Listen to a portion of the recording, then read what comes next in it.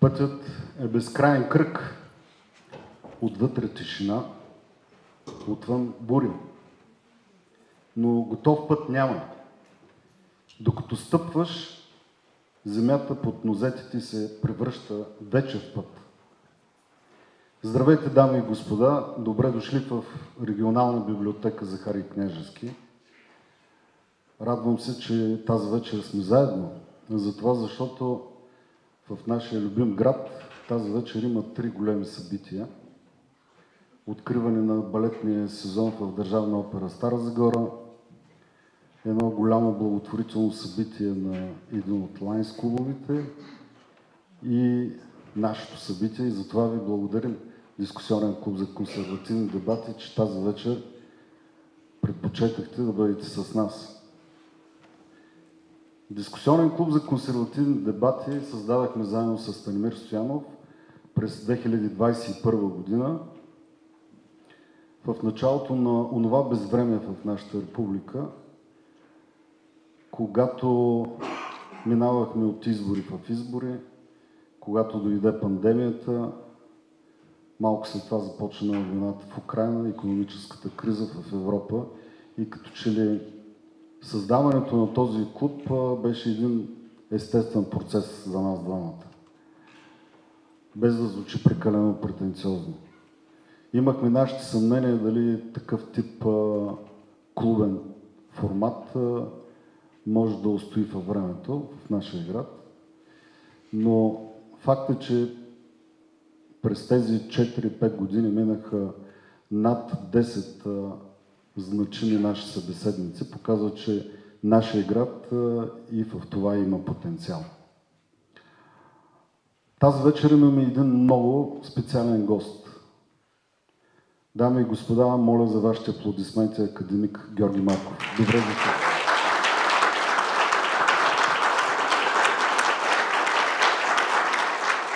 Не е тайна, че с Станимир продължение на 3 години правихме всичко възможно академик Георги Марков да дойде в Стара Загора. Но поради една или друга причина не успявахме и затова сме безкрайно щастливи, че тази вечер е в Стара Загора, в нашия клуб. Днеска имах възможността да бъда с него по медиите, в радио Стара Загора, в телевизия Стара Загора и повярвайте ми, следващия час и половина-два ще ви бъде безкрайно интересно. В края на вечерта, за всички онези, които останат до края, имаме една подготвена изненада от нашия приятел академик Гърницки, издателство Захари Стоянов. Ще подарим на всеки един от вас по една книга. Естествено, че има и книги на академик Марков, който има желание, може да се закупи. Много от вас вече го направиха. Няма да бъда многословен, тъй като искам да остане повече време за академика и давам в момента за някакви встъпителни думи и на моя приятел Станимир. Заповядай. Обикновено, когато имаме гост в нашия клуб, може би ми трябва 5-6 минути, за да го представя. Този път случай не е такъв. Академик Георги Марков е личност, която с своя енциклопедичен научен потенциал и със своята активна гражданска позиция, както моят приятел Иван Грицки казва, сам е човек-институция. И аз бих добавил нещо много важно. Той е морален връх в нашата деморализирана държава.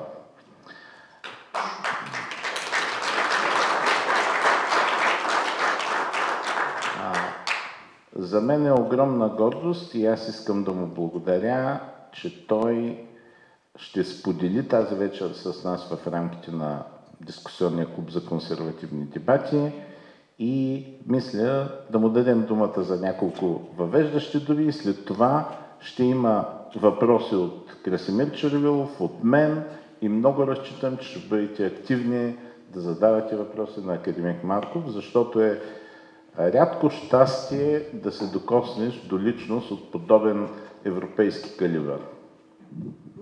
Благодаря ви. Радвам се да бъда отново в Стара Загора, макар и след 4 години.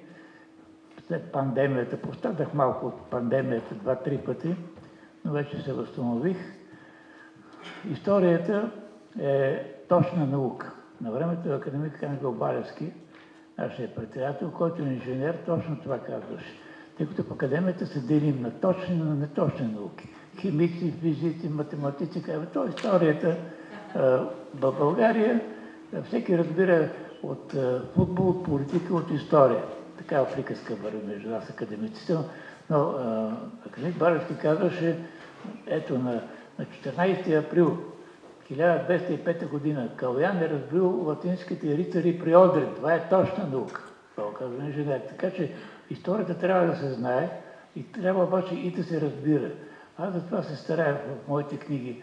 Имам едно 6 книги за войните, двете балкански, двете световни, и след това преминах вече към философско-исторически теми. Любомъдрие на историята, не философия на историята, а любомъдрие. Това се стара хубава дума. И истината в историята, съдбата в историята, феноменология на историята. Това са новите книги. А сега пише една книга, така по предложението на моя приятел издател Иван Гърницки, казва властолюбие и свастолюбие. Ролята на жените в историята. Казва, братя, почваш от Клеопатра, Миселина, стигаш до Екатерина II и до не знам какво. Викам, бе, Иване, има материали. Пиши, бе, братя, това ще ти е най-тиражната книга. Викам, надявам се, да. Казва, ще стигнеш и до Тръмп. Бил Клинтън, Тръмп афери, Епстин, какво беше така? Викам, не съм стигнал до там. Така че историята е поучителна.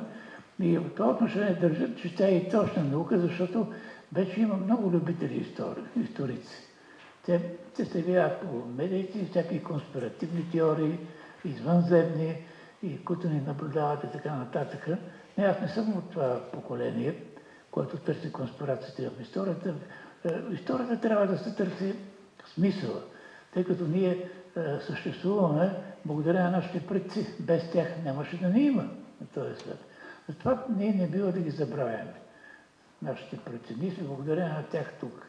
Но, за съжаление, както родовата памет, така и националната памет, така от 2-3 десетилетия започва да избледнява. Има си всичко, Google знае всичко, дори с децата в училище. Те казват, за какво да чета тая дебела книга, като аз, ето сега ще натисна. Викам, добре да на моята внучка. Викам, пита изкуствен интелект, кога е убит Христо Ботев? Тя натиска на 2 юни. Викам, не е 2 юни. На 1 юни вечерта нов стил, 20 май, знаете, стар стил. Ние 2 юни го честваме вече поклон, Катерин Полковче. Викам, напиши, че е грешил. Изкуствен интелект казва, да, греших, извинявайте. Ето, децата това правят сега. За какво казвам да чета твоите книги? А има смисъл в историята, или пък политиците непрекъснато повтарят, аз съм към правилната страна на историята. Чакай, бе. Теб нито почнала историята, нито теб ще свърши историята. След години бъдещите историци ще кажат, може да е на погрешната страна. Имате едно самочувствие. Или пък един друг политик, обаждал се на секретарката, иска справка по македонския въпрос. 13-та година. 6 институт. История, български език, литература, фолклор, етнография и право. Ми се обажда началника на кабинет и казва, вижте какво, академик Марков. Моя шеф няма време да чете. 200 страници е много, направите 100 страници. Викам, 150. Ето. Моя шеф казва, не чете история, защото няма време. Той прави история. Това самочувствие. Рано е и политиците да се нареждат до другите, на нашите предци. Значи, историята трябва да се цени, а не само като някакъв исторически роман. А що се отнася до консерватизма, той днес отстъпва на неолиберализма. Така, младите повече се обличат неолиберали, една общност, Европейски Съединени щати. Има идея, и тя още от 30-те години, Европейски Съединени щати. Не може да има Европейски Съединени щати. Защото ние сме тук в Европа вековни държави с история. Съединените щати са една млада държава, една млада нация. Тя са сбор от разни раси, разни народи. И затова китайците много са снисходителни. Китай, това е държава цивилизация. 5000 години. Казват, тия американци на колко години? Историята има значение. Значи може да си свръхсила, но трябва да имаш и гръб. В това отношение китайците имат известно предимство.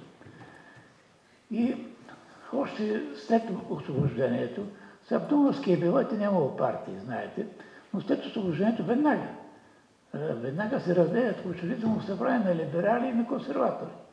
И почва люта караница. След това демократи се появяват, социал-демократи, Стамбул прави народно-либерална партия, други пък либерално-демократични, най-различни партии се появяват, все пак се стигали до 5-6 партии, не е като днес. Аз не знам колко партии има днес. Някой имаше една партия, но все пак другата крайност колко партии, защото, айде да не навлизам в тая съвременна политика за партийните противоречия, но като се каже значи, на латински това е част. Това е част от народа. И партиите са така една стълбица към властта. Без партия в една демократична държава не можеш да вземеш властта, но властта обаче се разглежда горе и за сега и за преди. Се разглежда като средство за обогатяване. Власт е пари, това го е казал още Ницше. Власт е пари. Но в този смисъл у нас след 1989 година се появиха много случайни политици. Някои си хвърлиха партийните книжки, аз познавам такива. Каза, ето, ние бяхме репресирани. Викам, как си репресираме? Твоите родители са активни борци. Нямам нищо общо. И се отрекаха от бащите и от майките си. Да не навлизам тая тъжна история. Така че консервативната идея остъпи на либералната, на неолибералната, на социалната идея. Ето вижте Франция. Значи един генерал де Гол ще се преобърне гроба, но сегашният президент, той е случай за Фройд. На 16 години се влюбва в учителката си. Но как може на 16 години толкова хубави момичета има в класа? Той е в учителката. И тя до днес го наставлява, дори му бие шамари. Ма какъв президент е? Това е на Франция. Няма вече такива, аз не говоря само за България, за Източна Европа. Обаче на Запад сега нямаме. Вижте сега Тръмп, да, Тръмп е милиардер, но той за обратно на другите, той е милиардер, той се забавлява с политиката. Той не иска да се обогатява, той се забавлява и да влезе в историята. Сега Линкълн, Рузвелт и Теодор и Франклин, какви президенти имало, знам, че някой ще се засегнат, защото аз така казвам, че Чичо Сан замени дядо Иван. Сега някои много се обичат от Чичо Сан. Няколко пъти съм бил в Съединените щати, наистина една модерна, така могъща държава, обаче американската нация не е истинска нация. Те са разделени на всякакви там. Идете в Тексас, идете в Калифорния, там се говори на испански език, защото това са колонии на Испания. Не знаете, или Луизиана. Нашия крал, нашия цар-освободител, който не е знал, че в Аляска има злато, има там нефт. Той е продал само за 17 милиона златни франка Аляска на американци. Луизиана, французите продават за не знам колко милиона там. Кой е купено, кой е завоювано. Но, така че днес неолибералите така в общата сцена наделяват. На общата международна сцена и в нас също, мисля, имаше увлечение, нали, след 10 ноември от една еднопартийна диктатура се втурдаха към безброй партии. Излязоха хора не само без политическа култура, без никаква култура. За какво става дума? И ги виждаме всеки ден по телевизора. Има и наглост, има един корпулентен младеж, както Литвин там го наричаше. Той всяка вечер по телевизия. Викам, не ми разваляйте вечерята, спрете този телевизор. Кой ограби България? Корупцията, кой насъди? Бедният народ, аз ще го спаси. Ами ти бе, ти си един от тези. Аз се чуда на тая наглост, на такива и други бивши мутри. Това е според мен. Ние сме търпелив народ, но все пак трябва да има така предел на търпението. Благодаря ви.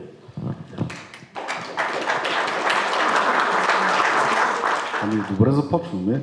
Много теми се отвориха. Аз предлагам да продължим за България и ще си позволя да задам първия въпрос. Защо нямаме национален идеал? Чуваме властимащите последните 30 и няколко години, че нашия национален идеал е да влезем в НАТО, Европейски съюз, да влезем в Шенген, еврозоната. Генерално се бърка цел и национален идеал. Нека да поразсъждаваме за това. Да, благодаря за въпроса. Края на 90-те години, 97 година, тук в медицинския факултет в Стара Загора беше професор Григор Велев и събрахме няколко съмишленика, написахме национална доктрина с национален идеал. Отидохме, обикаляхме страната, отидохме в Народното събрание, беше председател Йордан Соколов, каза, вижте, ние имаме национален идеал. Влизането в Европейския съюз и влизането в НАТО. И толкова. И отказва да допусне националната доктрина за обсъждане от съответната правна комисия. За съжаление, но аз говоря за края на 90-те години и казва, ние трябва да гледаме по-широко. Той не знам какъв беше либерал или консерватор или никакъв. Обаче казва да гледаме по-широко на нещата. Ние имаме един общо европейски идеал. Казвам, как общо европейски идеал, като генерал де Гол е казал Европа на нациите и отечествата. А сега ни казват Европа на регионите и на какво беше вместо нациите, и на гражданите. Сега казват. Първо сте европейци, а после сте българи. Сега генерал де Гол са го забравили. Аз затова ви казвам, аз съм бил в Брюксел. Ходихме там с тракийската организация, с Краси Презянов и там ходихме за 100 годишнината от Балканските войни и за този геноцид срещу тракийските българи лятото на 13-та година и там. Ходихме в там техния парламент, в парламента и гледам, те си говорят всеки на майчин език и съответно много кабинки там, много кабинки им превеждат. И викам сега, какво искате тук след време да се появи една кабинка с македонски език? Не искат да правят братята македонци там. Викам, просто трябва да има някаква преграда, обаче общо за настроението там в Брюксел, аз озвах в един квартал, където не видях бял човек. Европейската столица. Но в същото време малко да ви позабавлявам, вървим по главната улица и виждам дясно голям барелев на Маркс и Енгелс. Викам, какъв е този комунизъм тук, бе?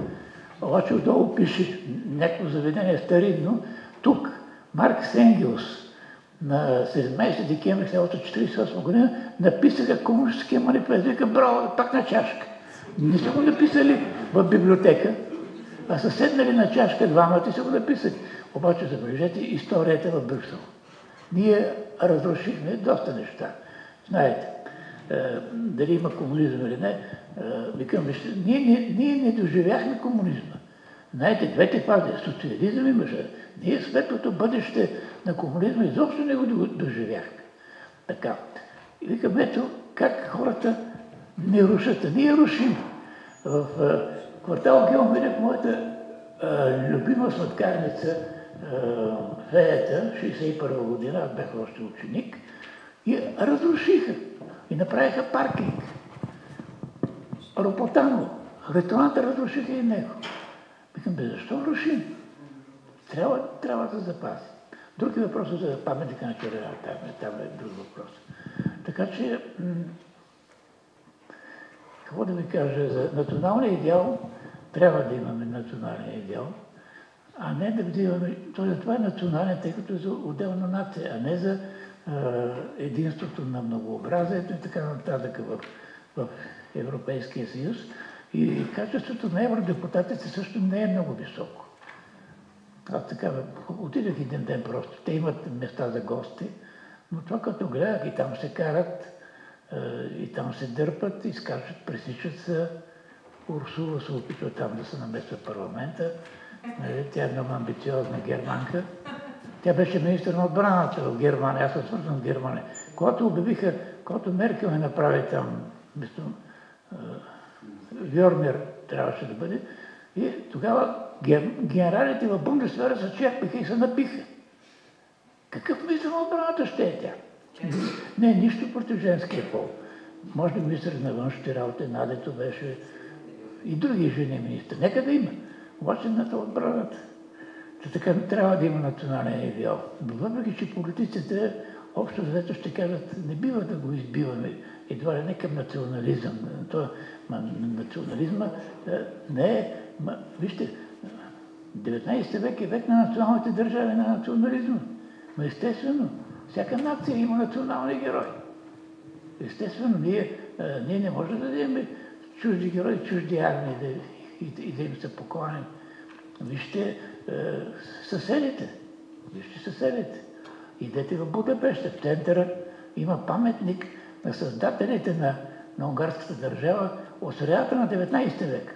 Никой не го е пипнал. Нито Янош Кадър, нито там на които. Ето, трябва да има. Прага, Вацлавския площад, княз Вацлав, като Хан Аспарух. И затова аз улових... Това беше моят въпрос за паметника на Хан Аспарух на мястото на Аз затова улових този инициативен комитет, защото при 1981 година Людмила Живкова, тя е историчка, разбира се, но много така помагаше. И издания, и правиха честване, и по света, и златните съкровища и така нататък. Тогава по него предложение се взе решение паметник на Хан Аспарух срещу партийния дом. Обаче отива баща и в Москва, отива и скъпи Леонид Илич му каза, подарявам ти един паметник на Ленин. Да го сложиш там, моя посланник, а срещу вашия партиен дом. И батьото се връща и каза, айде там в Добрич, ще го преместите Хан Аспарух, там ще го откриете, стои Доброже, там люлката на Дунавска България и така нататък. И там правят паметник на Ленин. Там. Сега е на Света София. Има паметник там на Света София. Така че този паметник трябва да го има в София. Още повече бившия паметник на Червената армия от 2 години, но там е Боренасово, той е забърдено като строителен обект. И мисля, че там трябва да бъде паметника на Хан Аспарух. Разбира се, съжалявам, че Данчето не е още кметица, защото тя е учителка, интелигентна жена, с нея много хубаво, добре работихме. Обикаляхме училище, сега новия кмет не го познавам, там има нов съвет, най-различни са, има комисия за културата, казаха ми, че искат да правят окото на София. Значи в Лондон, знаете, едно Виенско колело има, да правят окото на София и да правят увеселителен парк нещо. Вика, вижте, окото на София, а казва паметник на Хан Аспарух, го направите някъде към Дъргалевци. Вика, вие идвате в Дъргалевци. Окото на София е хубаво там.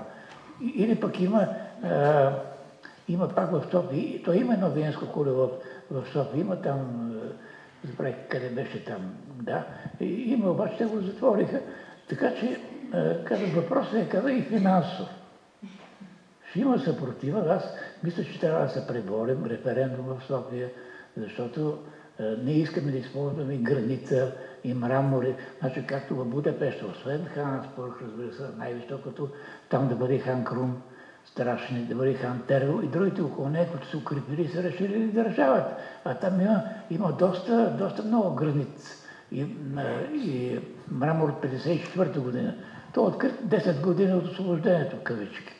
Значи и трябва, и аз им обяснявам, някои са за паметника на Червената армия. Викам, разберете, има само едно освобождение. Това е. Ето и Стара Загора го знаете. Едно освобождение има. Няма второ освобождение. Фактите са ясни. Аз съм изследвал, имам 2 книги за Втората световна война. На 5 септември 1944 година има правителство на Моравиев от опозицията. Това правителство обявява неутралитет, въпреки че Хитлер негодува. И същия ден вечерта Съветския съюз не обявява война.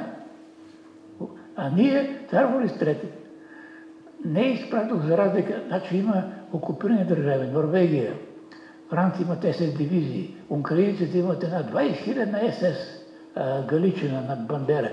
Най-големите убийства в Украина и Баби Яр, и там също поляците ги извършат тук на тези, бандеровци. Само няма един български войник, а Хитлер непрекъснато мачка цар Борис III. И от това умира, осърдечено разкъса. Значи, и само един санитарен влак изпраща. И каква е тази благодарност?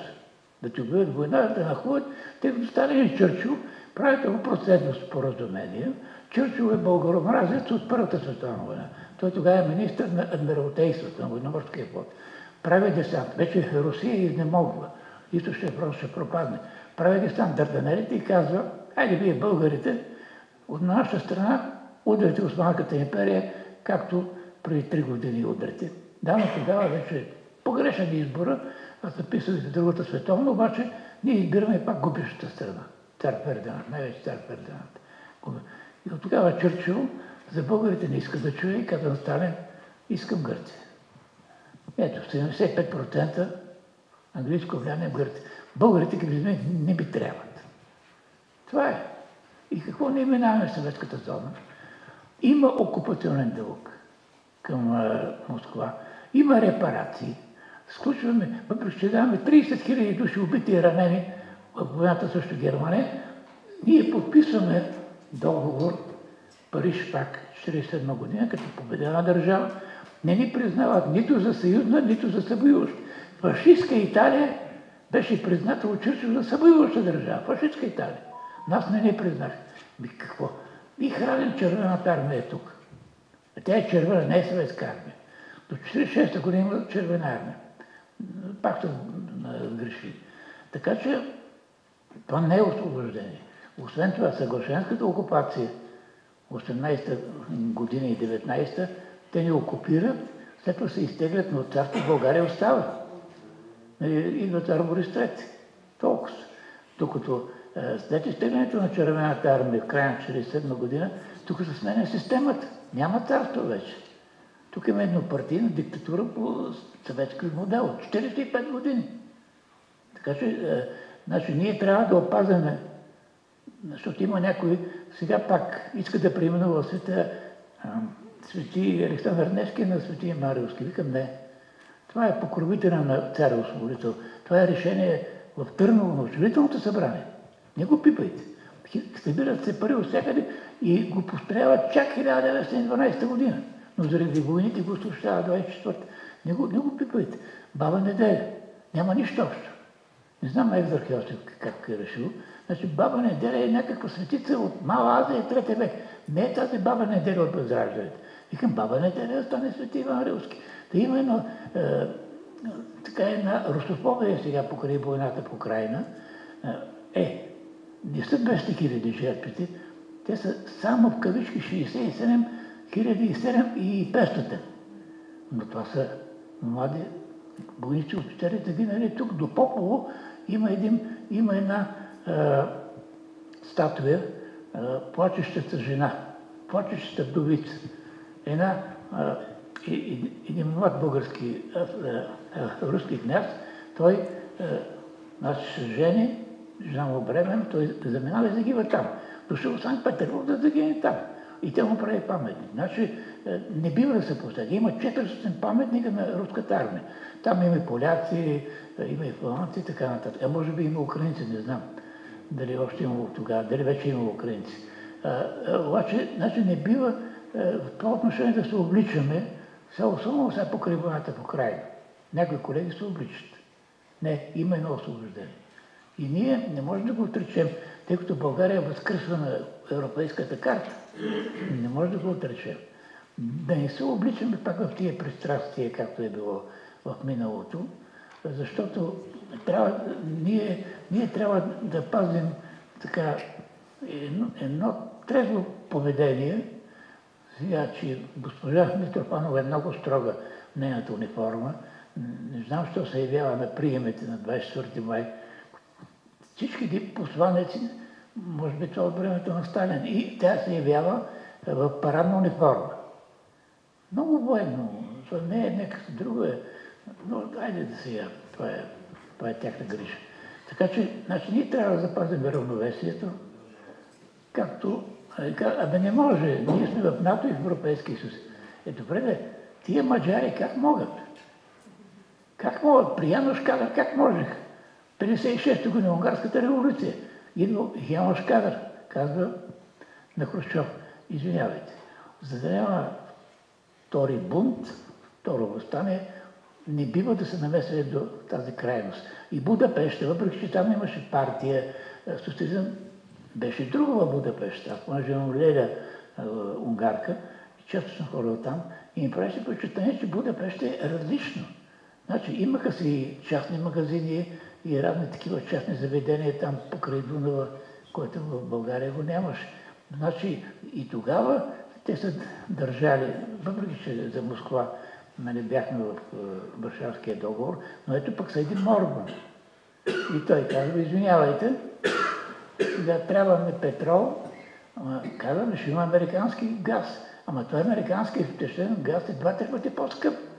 Сега Тръмп се гледа да се пробута. След това казва, вие, европейците, ще плащате, аз ще произвеждам оръжие за Украина, но ще ми плащате за военната индустрия. И тази Урсула капитулира. И 15%. Те казват, резултата ще бъде 0 на 0, но те са 15 на 0 за Тръмп. 15% е метата. Аз така се увлякох и в съвременната политика, да. Но сме свързани с съвременната историята. Ние сега свързвахме историята и политиката, сега ще свържем и икономиката. Значи аз още веднъж искам да благодаря на академик Георги Марков за това, че в един от най-сложните моменти, тогава когато България беше под натиск да позеленява цялата, академик Марков, академик Константин Косев, Бог да го прости, и академик Васил Гюзелев в Национална бизнес поща застанаха с имената си и разработиха по уникален начин темата за енергетиката като елемент на националната сигурност, на националната независимост. И това беше един момент, в който, рядък момент, когато политиците се вслушаха в това, което говорят, защото това бяха имена, които не могат да бъдат заобиколени. В този смисъл тримата академици имаха изключителна роля за отрезвяване по отношение на крайно зелените настроения, които властваха тогава и, както се оказа, тази позиция е била и правилна и полезна, защото виждаме, че днес, без съхраняването на въгледобивната енергетика, нещата в страната не могат да бъдат силно разклатени, особено в контекста на последните санкции, които се правят, поскъпването на енергоносителите на световните пазари. И ако ние се бяхме поддали, ако се бяхме подхлъзнали, ако бяхме оставили зелената шейна стремително да лети надолу и да наповлича със себе си, икономическата ситуация в страната ще да бъде значително различна и за бизнеса, и за българските граждани, защото някъде сме много близо до търпимостта по отношение на цените на енергийните носители. Така че аз бих провокирал академик Марков да каже няколко думи за това, как така стана, че на пръстите на едната ръка се броят големите фигури в науката и в културата, които с имената си заставаха в защита на българския национален интерес, а не се приплъзнаха по модните или, да ги наречем така, проектните течения в мейнстрима. Що се отнася до зелените, това е за мен една крайност. Искат да затворят въглищните мини, въгледобива, но въглищата са били в основата на индустриалната революция през 19 век. Освен това, забележете, въглищата, Радославов в 1915 година, съюзници сме вече на германците, есента, тогава те ни отпускат дисконто ГДЛ-шафт, един голям заем и искат въглищите мини в Перник, пернишките въглища. Радославов казва не, това са държавни. Значи, не може преди 1989 година частна собственост беше мръсна дума. Казваха лична собственост. Лична собственост. Обаче след 1989 година по държавната собственост стана мръсна дума. Ето, дали на концесия водата. Водата дали на концесия. След това сега искат БДЖ, значи български държавни железници от 1979 година, искат да ги правят частни, или поне частни. Не може така.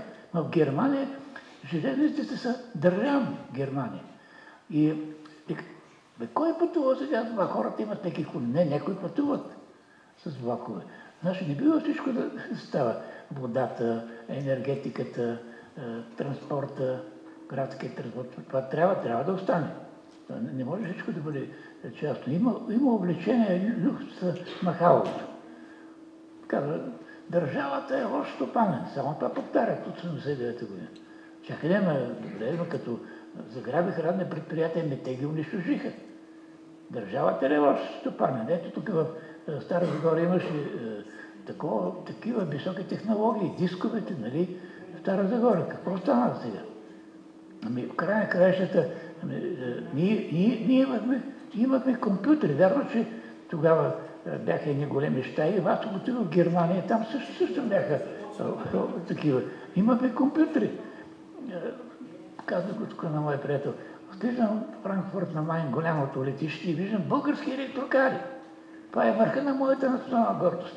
Тъй като ние непрекъснато говорим за германска техника, а българска техника там. Срещам един колега, там пътуваме за Хамбург, 10 тира, български тира, 10 тира. Магазините Германия, Западна Германия. Имаше и зеленчуци, имаше и червено вино, имаше и сирене. То в Германия няма такова сирене. И аз черпих там колегите и колежки. А тия на Гергьомлен ми продават румънско агнешко. Салатите от Турция и Гърция не знам къде са в Северна Македония. А защо? Селото винаги е спасяло в България. По време на Първата световна България, в Германия блокада, там съглашенска, континентална блокада. В Германия десетки хиляди умират от глад. България, въпреки че нашите дядовци са на фронта, 700 хилядна армия, 6 години, 3 войни, нашите там баби, това е цял героизъм. Няма умрели от глад. Има гладуващ, но няма умрели от глад. Благодарение на селото. И да върнем земята в реални граници. Синорите на 5, на 10 декара. Нали имаше МТС-та, бе. Те ги унищожиха. Викам на Желя тогава. Бог да го прости. Викам, Желя, какво правите вие, бе? Той Филип Димитров, викам го, той е, викам, адвокат от жълтите поети, викам, той не е пред. Той е бил там в... сега да не говоря къде е бил. Обаче, викам, той е много странен. А ти си селен от село Веселиново. Какви са да? Унищожиха Тутракан. Отивам там на Тутраканската епопея, някакви развалини, малкия Сталинград.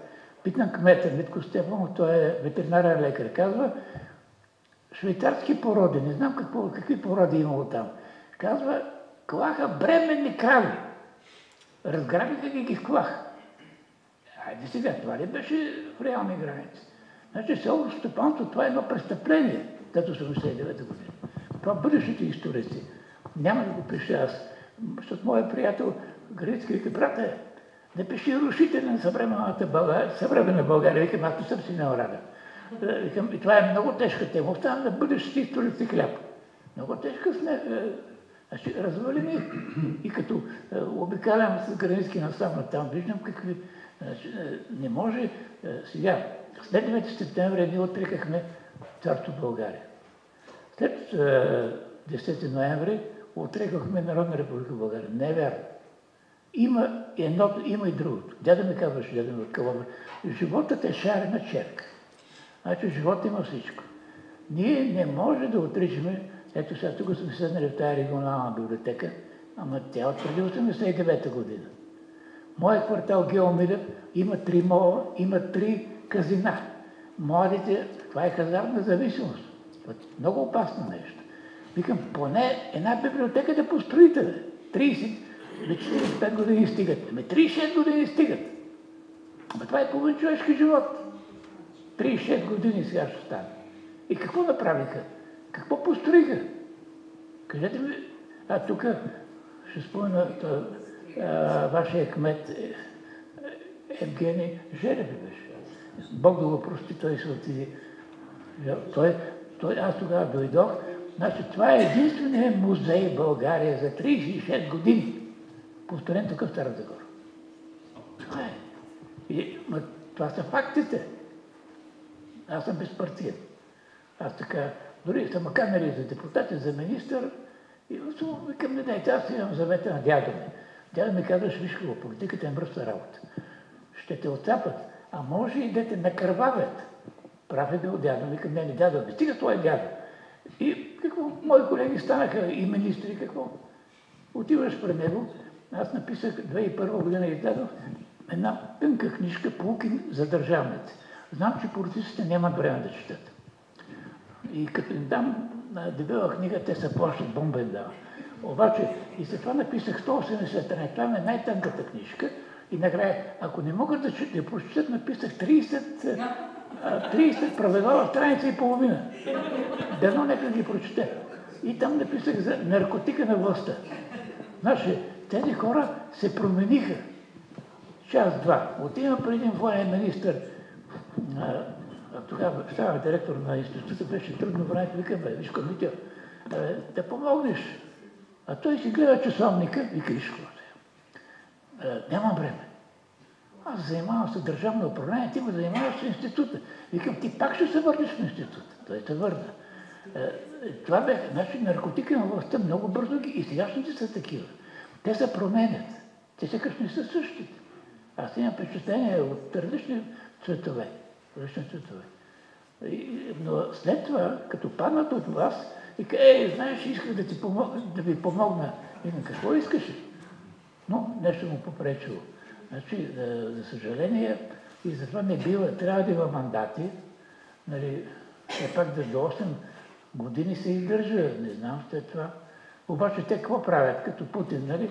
И Путин изкара 2 мандата, след това на неговия заместник Медведев, после още 2 и сега е пожизнен президент. Той е пожизнен президент. И при Тръмп, не Тръмп, само един път може да изкара.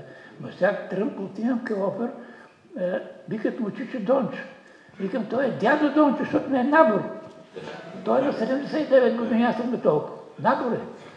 Чичо Дончо. Към Чичо, той е дядо Дончо.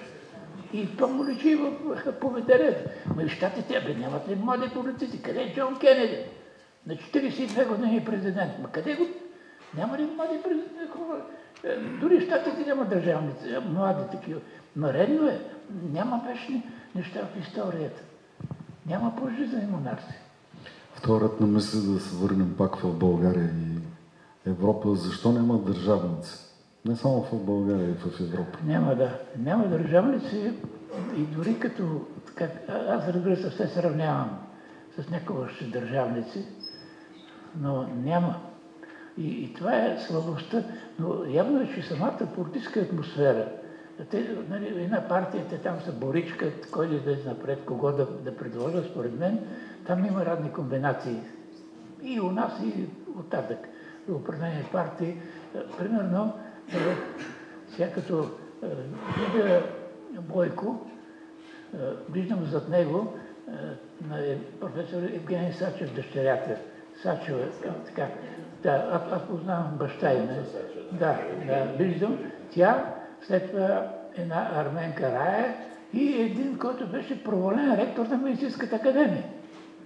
И Бойко ги държи. Няма ли някой по-така политическо качество? Значи, когато казват лидер, викам, аз понеже съм немско езичен, знам как се казва лидер на немски. Фюрер. Да не чувам. Фюрер. Самите немци избягват много да кажат фюрер. Това е лидер, водач. Няма ли? Значи, тези, които така държат една партия пред тебе си, те не се заобикалят от силни личности. Млади, силни личности в бъдеще. Точно взимат такива. За да яби някой да го измести от лидерското място. И затова са този ред, за съжаление. И това е, айде, на Запада има такава школа. Би трябвало да имат, и сигурно имат качествени политици, да ги пуснат да се развиват, да придобиват опит, а не да се заобикалят с послушност. Тук съм длъжен да кажа, че вярно е, че политиците не четат книги. Аз, докато съществуваше Славейков като пазар, значи за всичките години, а и по-късно в книжарниците, големите книжарници, големите вериги, по 2 пъти да купят книги съм видял Волен Сидеров, Георги Първанов той е историк. И Иван Костов. Извинявай, в Стара Загора Емил Христов и го казвам не защото е тук. Емил Христов е тук. Аз тая тема я подхващам от другата страна. Защото колко книжки останаха там горе? Значи още 5 души имат шанса да придобият материален отпечатък на безценната мисъл на академик Георги Марков и след това да вземат автограф от него. Това е комплимент за залата, че са останали само 5 книжки. Те искам да кажа, че в една от книжките на академик Георги Марков, и защото трябва да се четат, аз имам един удивителен исторически епизод от световната история. Той всъщност касае крепостта Масада, обсъдена от римляните, защитавана от сасините, ако не се лъжа, която завършва с масова саможертва на защитните на крепостта в навечерието на нейното превземане от римляните. И там, дано не сбъркам, академик Марков ще ме поправи, ако сгреша цифрата, 960 от защитниците на крепостта се самоубиват. Така, давайки безпрецедентен морален пример на превъзходство над римляните, тогава ще ги наречем окупаторите, може би, на онова време.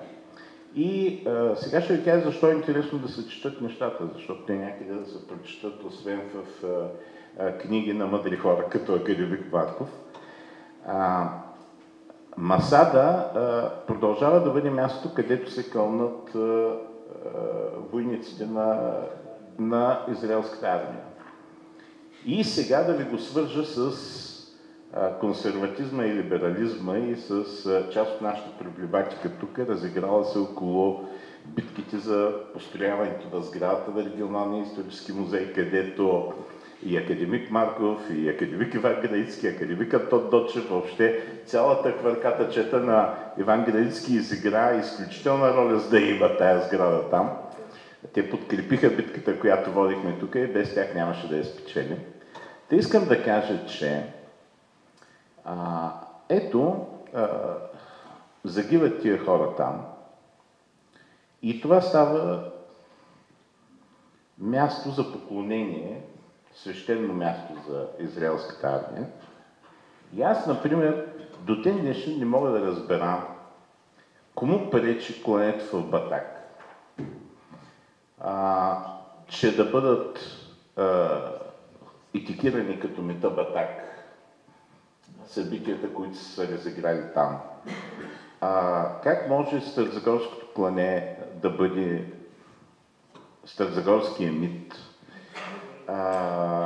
Защо в края на краищата евреи плащаха за това да се изпълняват проекти, които да приначават аз бих казал и да обиждат нашата история, нас като българи.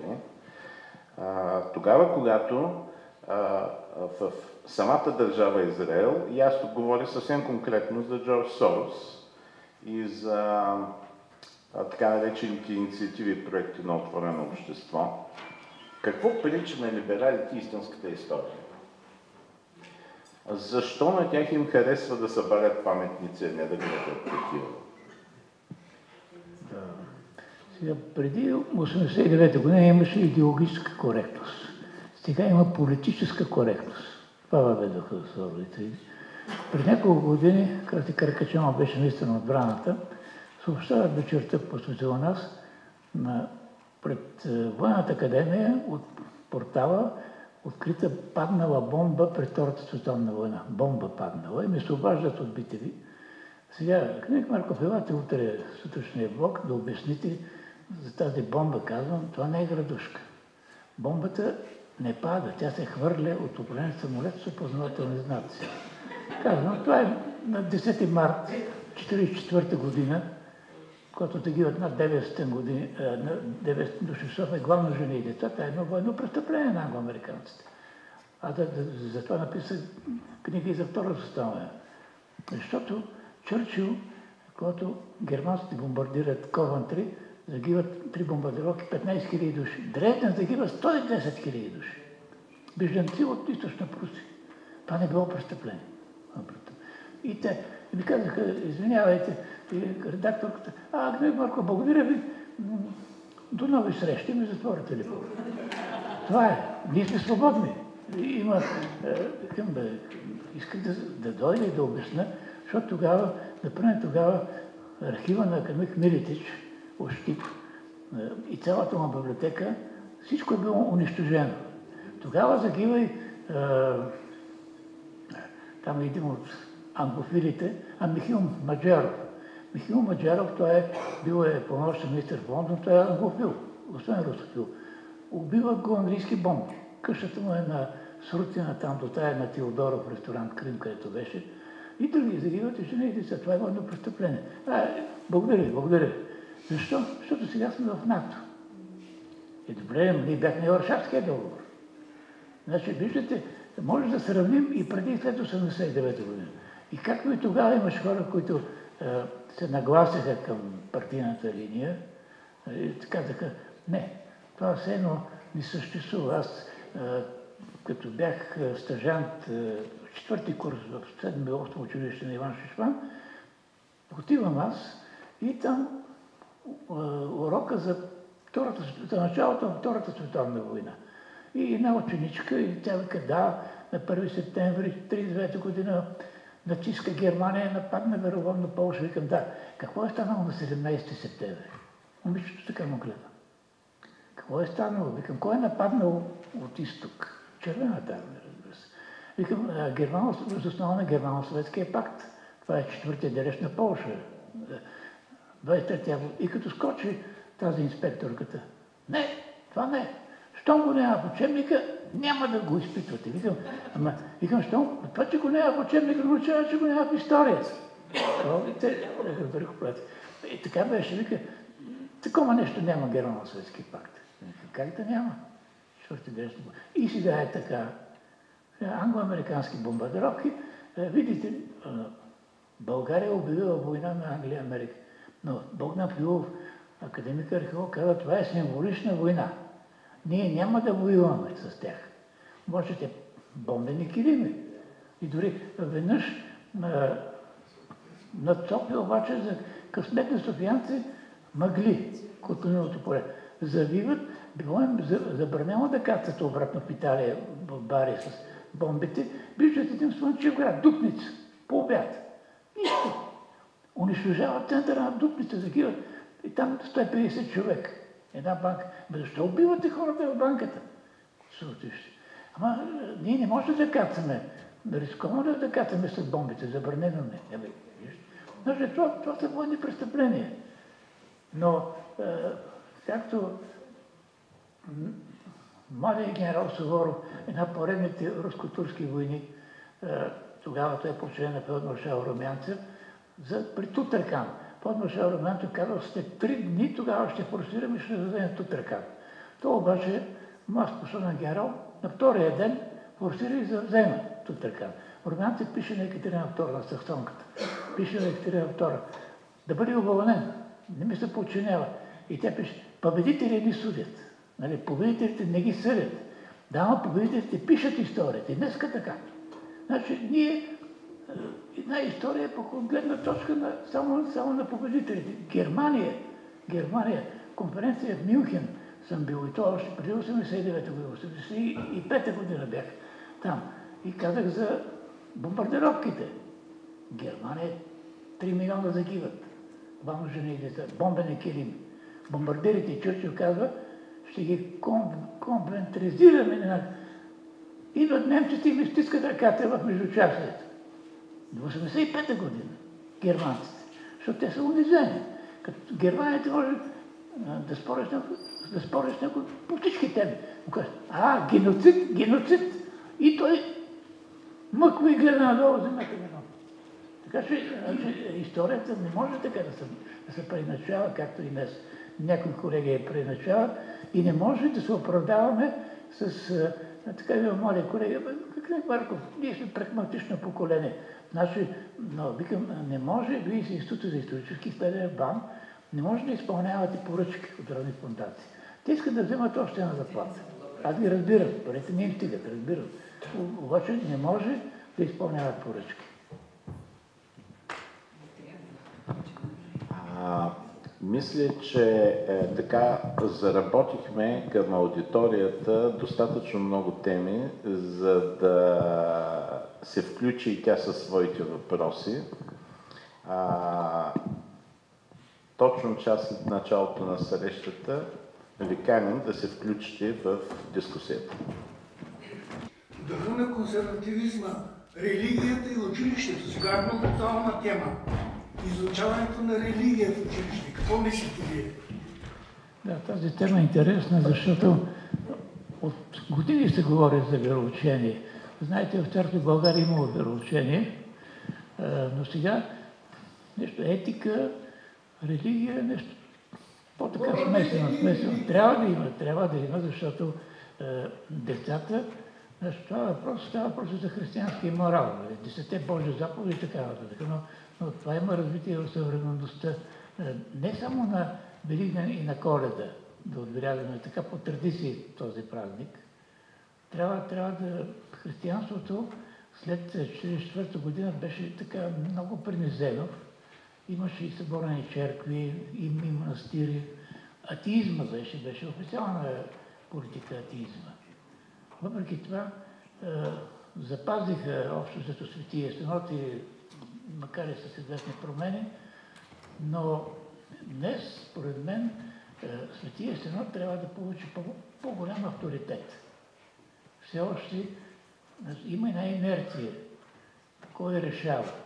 Примерно, има въпроси, които може да се решат от Светия Синод, но има и намеса на светската власт. Има намеса на светската власт. Включително имоти на Светия Синод. Още това пред 90 години.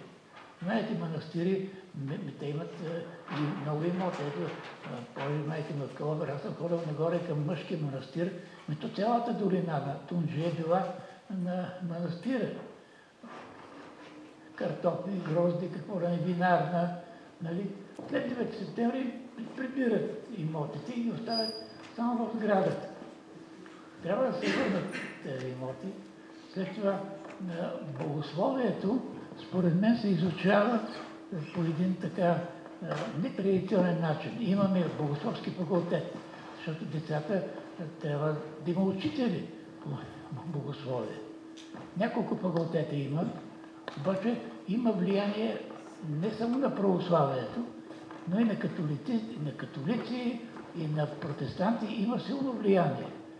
Дори аз се учудих в една ромска махала, като ходех, те имат там протестантска църква, построена преди 10 години. Викам, вие кога сте били протестанти? Скоро сме тук. Има фондация някаква протестантска. Така че, не само християнството, но и православието е така застрашено. Защото ако отидете на Запад, ние сме схизматици. Ако питате папата, вие там православните, така нататък. Ние сме тук Рим, ние сме основата на християнството. Има известна конкуренция и тя е много отдавна, но някога, знаете, след като османските турци превземат Цариград, тогава Иван III, тогава той се жени за последната принцеса, тя е София Палеолог, тя е племеница на последния император Константин XII Палеолог, той загива. И тогава Иван III, а после и внука му Иван IV Грозни, обявяват Москва за Третия Рим. Така че нашата църква естествено е била под турско влияние тогава. И не само тогава, но и днес. Аз се очудвам, много често срещам по интернет също патриарх. Даниил бил съветски, извинявайте, пък ще кажа съветски, руски, някакъв проводник на влияние. Сега, негово святейшество, естествено, ние сме православието, е някъде там около този Трети Рим, Москва. И дори Възраждането, тогавашните наши свещеници, те са ходили да учат в техни семинари. И в Първата световна война Светия Синод е против намесата на България, на страната на Германия. Тогава митрополит Стефан, той бил против. И се съдържали към Русия и към съглашението. И сега казваме, този Свети Синод трябва да се обърне към Рим. Как се обърне към Рим? Там са католици и те понякога имат презрително отношение към нас. Аз съм го изпитвал в Рим. Те били правоверните. Нали, понеже там Свети Петър го надолу с главата и така нататък се го разхвърля на кръст. Така че не бива да се политизира православната църква. Не бива да се политизира. Сега политиците, те са така по-далечи от православието. Разбира се, те могат да се сменят и вярата, както и партийните берети се смениха, но според мен има едно обличение, особено в някои медии, не знам. Сега казва, че тук Русия дава много пари за пропаганда, нали, в интернет, там кибератаки, сега непрекъснато този вътрешен министър, той се руски шпиони не дебнат. Има такава шпиономания. Аз разбирам, той е политик. Той е политик.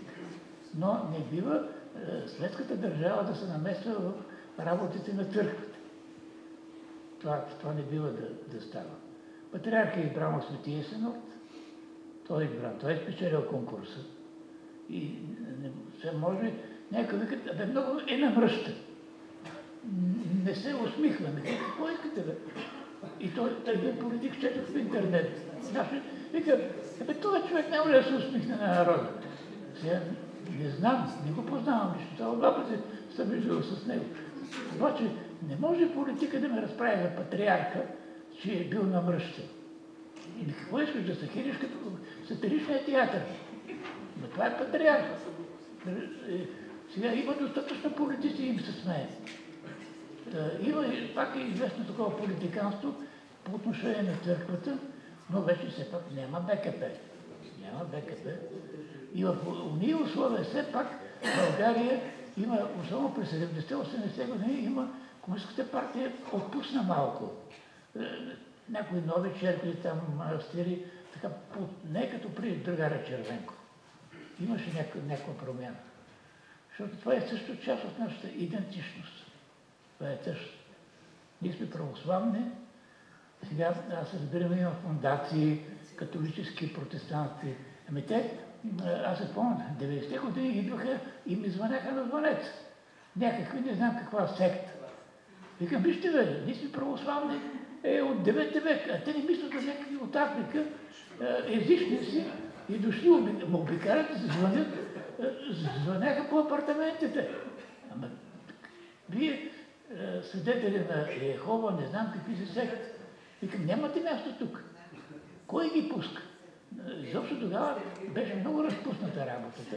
И те обикаляха, но все пак в циганските, ромските махали, чакай да бъда политически коректен, ромските махали имат влияние. Имат влияние точно като им дават пари и има... Ами вижте се в Западна България, отивам в село Галиче, там имам един приятел в казармата, там нямаше мюсюлмани, не е Североизточно Водогорието. Имат джамия и гласуват за ДПС, кмета от ДПС. Това е Северо-Западна България, не Североизточна. Но пак играят там някакви пари. Да. Ако има други въпроси? Какво трябва да се направи в училищата, за да се внесе патриотичното възпитание, защото младите хора са и аполитични, и апатриотични. Просто интернета направо може да се каже, че унищожава и двете неща. За съжаление, това не е само у нас, но така и в Западна Европа. Значи, върши се в училище една пропаганда, че националното е зловредно. Това води до войни, карани с съседите. Ние всички сме човеци, да, ама ли сме различни човеци. Има и народопсихология. Всеки народ има своите особености, и нашия народ. Така че трябва националното отново да се изтъкне. Например, в БКП, знаете, някъде до 70-те години, и аз като бях ученик, то беше такъв интернационализъм, но вече около 1300 годишната Людмила Живкова направи доста промени. Направи за патриотичното възпитание. Тогава ние намерихме, значи представете си, 46-та година разрушават паметника на незнайния войн, на същото място и захвърлят някъде този от Андрей Николов, големия ни наш композитор.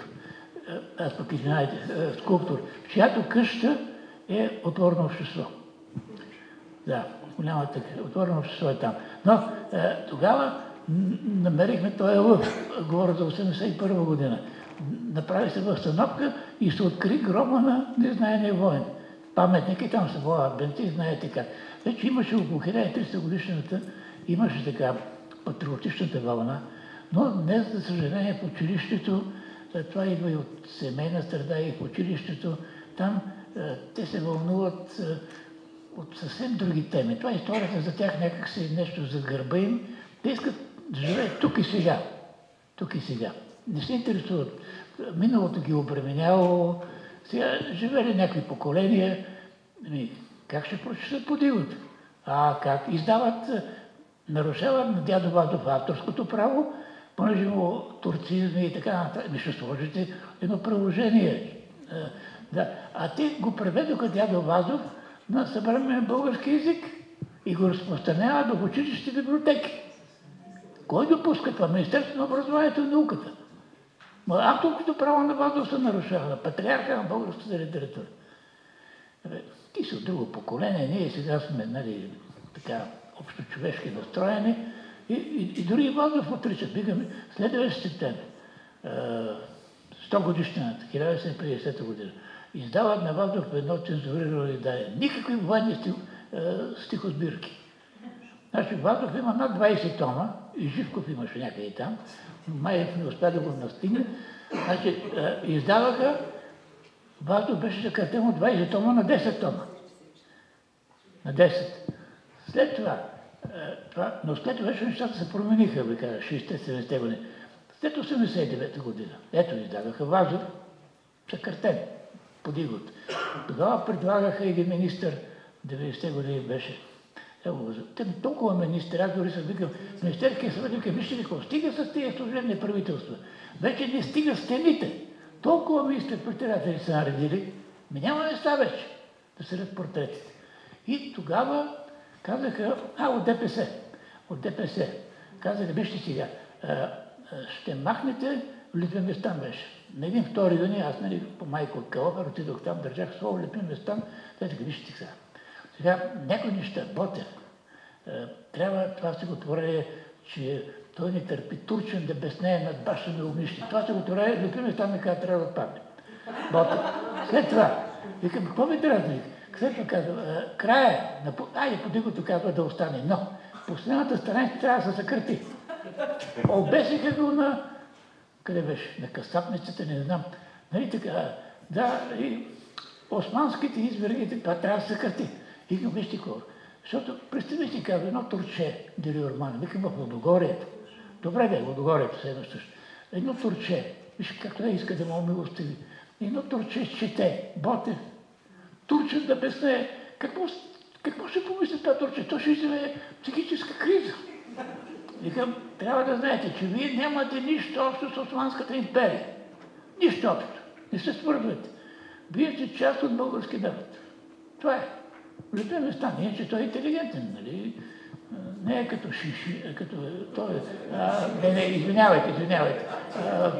Той го наричаше корпулентния младеж. Корпулентния младеж го наричаше. Обаче, значи, затова ние трябва, училището трябва едно патриотично възпитание, което трябва децата да не първо сме европейци, после българи, първо сме българи, а после естествено сме европейци. Хайде да видим един последен въпрос. Два. Хайде последни два. Младия мъж отзад първо. Аз бих искал да ви попитам каква е възможността според вас около бившата Австро-Унгарска империя, начало в момента в Унгария знаем Орбан, в Унгария, в Австрия, в Чехия, да се сформира такъв консервативен блок, който да даде отпор на разюздания неолиберализъм според вас? Хубав въпрос за Австро-Унгария. Значи Австро-Унгария не е Османската империя. Като си помислите, Прага, Будапешта. Аз това като хора там при колегите викам, защо ли попаднахме под австрийско робство, а под османско?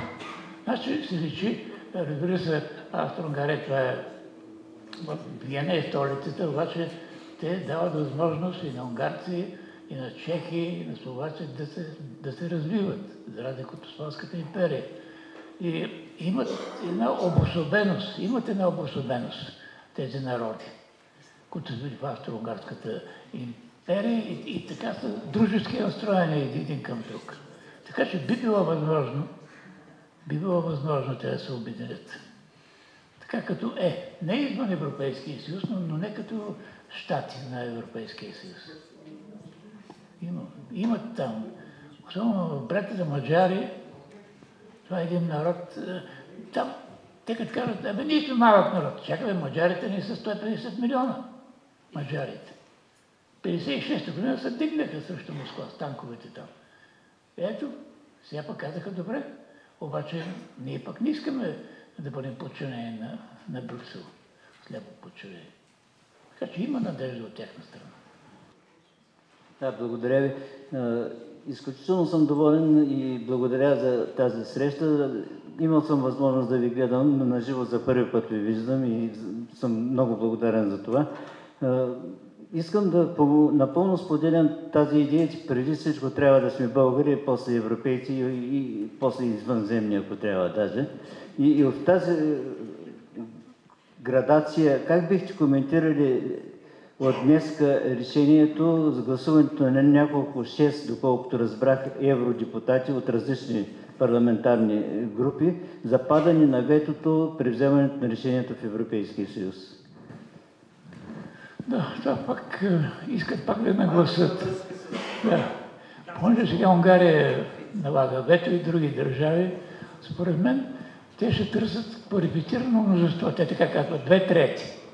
2/3. Обаче един да е несъгласен, нали всички живеем задружно. Така че пак искат да преодолеят. Това ме напомня така за Варшавския договор вече. И тогава... Това са български депутати, които гласуват за...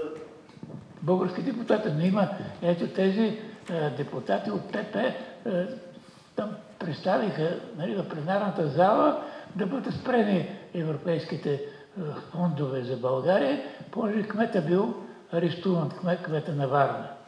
Но чакайте ви, нали има независима съдебна власт, вие не може да се намесвате.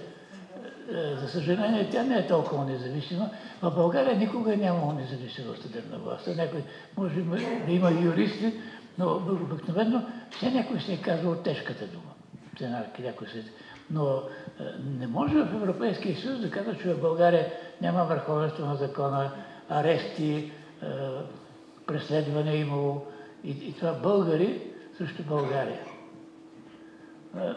И което аз ще им кажа, чакайте, този Асенчо, към беше там, Василев, го избраха като Тодор Живков. Единствен кандидат с единодушно. Партиен конгрес на БКП. Как може да нямаш един конкурент? Ние в академията обявяваме конкурси. Ако се яви един човек, казваме не, това не е конкурс. Има конкурс на начало, поне двама да бъдат. А този, и сега виждам, че него наркотика го е хванал, така се пули по телевизията и казва, да, аз ще отида в Брюксел и ще ви подреда. Аз, чакай бе, ти до вчера какъв беше? Ето така бе, промяната. И те се въобразиха, че и те са от няколко години. Те нямали никаква вина. Нали? Кирчо беше министър-председател по това време. Сега, къде отиде Кирчо? Жена му има една сладкаря, има вкусни не кифлички, там пасти прави, торти, обаче хората на двойна цена. На двойна цена. Трябва да кажа, Кирчо, малко трябва цена. Той сега с какво се изхранва? Жена му сега прави тортички. И той изтега. Да. Така че за кмета аз не знам на Варна какво ще, но не може да се намесват. Брюксел да се намесва. Скъпи приятели, сигурно академик Марков и още и час и половина да продължи да говори. Да, аз това исках да кажа, че Иван Границки, когато анонсираше тая вечер, определи Стара Загора като непревземаема крепост на българския дух. Самата истина си е, че от 1992 година, 33 години, Сорос хвърли десетки милиони долари в Стара Загора и не можа да спечели нито една битка. Ние си отстояхме 8000-летната история. Отстояхме се до столетието на тракийската цивилизация. Защитихме свещената памет на жертвите на Старозагорското клане. Превърнахме джамията, благодарение на нашите приятели от ВМРО, в музей на религиите. Превърнахме Стара Загора наистина в уникален духовен и културен център, българоцентричен. Не русофилски, не еврофилски, не щатофилски, чист българофилски. И аз много се гордея, че един автентичен, истински българофил, като академик Марков, ни гостува тая вечер. Ще помоля на крака да го приветствам.